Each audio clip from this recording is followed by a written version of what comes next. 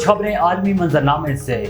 افغانستان میں طالبان حکومت کی جانب سے خواتین کو ہیئر اور بیوٹی سیلون بند کرنے کا حکم جاری کر دیا۔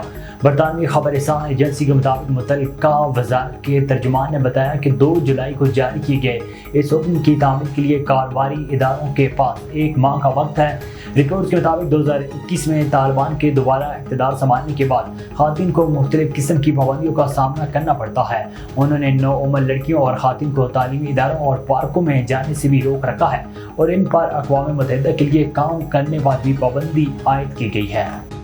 یوکرین کے علاقے خارکیو میں رہائشی عمارت پر روسی میزائل حملے سے 12 بچوں سمیت کم از کم 43 افراد زخمی ہو گئے۔ غیر ملکی خبر رساں ادارے کے مطابق یوکرین کے پراسیکیوٹر جنرل اینڈری کوسٹن نے کہا ہے کہ خارکیو میں صرف رہائشی عمارتیں تھیں، جبکہ حملے میں زخمی ہونے والوں میں مبینہ طور پر 1 سال میں اور ایک 10 ماہ کا بچہ شامل ہے۔ اینڈری کوسٹن نے کہا ہے کہ رہائشی عمارتوں کو نشانہ بنانا روس کی طرف سے ایک اور جنگی جرم کے مترادف ہے۔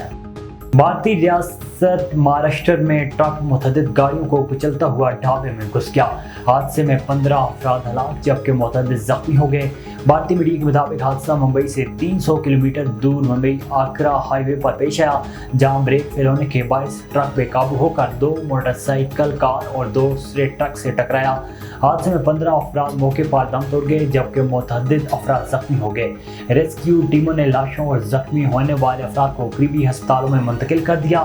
ٹرک مدھیہ پردیش جا رہا تھا۔ پولیس نے واقعے کی تحقیقات شروع کر دی ہیں۔